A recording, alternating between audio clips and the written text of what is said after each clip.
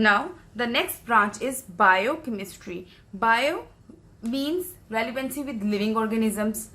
सो अगर इसकी ब्रांच को देखें कि किसके साथ डील करती है, तो बेटा स्ट्रक्चर, कंपोजिशन, रिएक्शन, जो कि सारे के सारे कहाँ पे हो रहे हैं, लिविंग ऑर्गेनिज्म के बीच में हो रहे हैं। मतलब कि सारे रिएक्शंस जो इनसाइड लिविंग बॉडी हो रहे हैं, चाहे ह्यूमंस हो, एनिमल्स हो, वो सब के सब कहाँ स्टडी किए जाते हैं, बायोकेमिस्ट्री के अंदर। ठीक है। अब अगर आप देखें तो कौन कौन से प्रोसेस, जैसे बेटा हमारे अंदर चलने वाला मेटाबॉलिज्म। मेटाबॉलिज्म क्या है, we consume food, break down it and take energy from that food. इस प्रोसेस को क्या कहते हैं, मेटाबॉलिज्म। इस प्रोसेस को क्या कहेंगे, मेटाबॉलिज्म।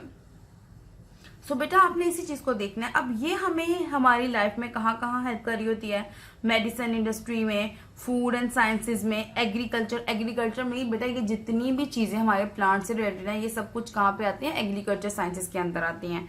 कहाँ पे आती हैं, एग्रीकल्चर साइंसेज के अंदर। ठीक है। Now move on to the next branch, industrial chemistry. बेटा इसकी नेम से ही आपको पता लग रहा है, इंडस्ट्रियल केमिस्ट्री मींस जितनी भी स्टडीज अंडर इंडस्ट्रीज आती हैं वो सारी की सारी कहाँ पे आएंगी, इंडस्ट्रियल केमिस्ट्री। अब यहाँ पे देखें तो क्या उसकी डिटेल है, manufacturing of chemical compounds on commercial scale. Commercial scale मतलब ये जितने भी हमारे हाई इंडस्ट्रियल एरियाज आते हैं वो सारे के सारे कहाँ पे होंगे, इंडस्ट्रियल केमिस्ट्री के अंदर।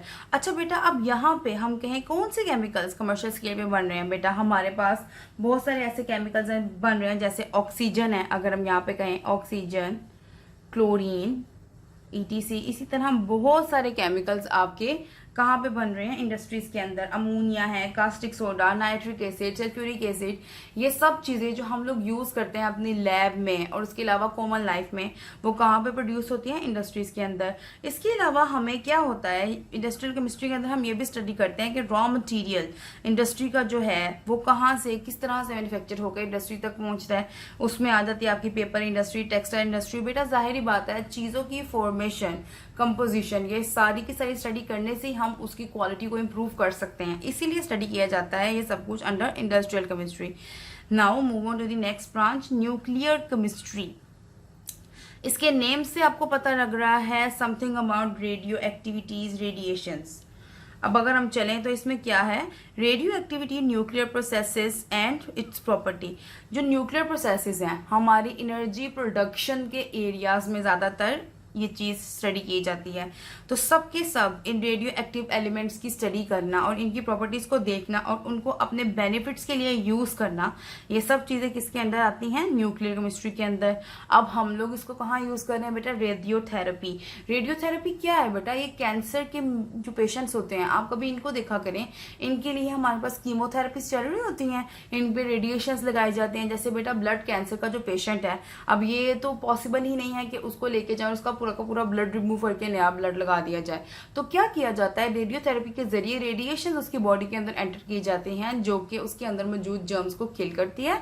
और इसके साथ साथ क्या होता है, जाहिर बात है रेडिएशन हैं तो वो काफी सारे हार्मफुल इफेक्ट भी होते हैं, लेकिन कैंसर पेशेंट जो है वो इस थेरेपी से जरूर गुजरते हैं। इसके अलावा प्रिजर्वेशन ऑफ फूड, ये जितनी भी आप लोग देखा करें टिन पैक्स में चीजें हैं, वो टिन पैक्स में डालने से पहले उनके ऊपर रेडिएशंस डाली जाती हैं ताकि उनके अंदर में जो जितने भी बैक्टीरियाज हैं, जितने भी जर्म्स हैं वो किल हो जाए और आपकी फूड की टाइमिंग, मतलब कि उसका जो कंज्यूम रेट है वो बढ़ जाए।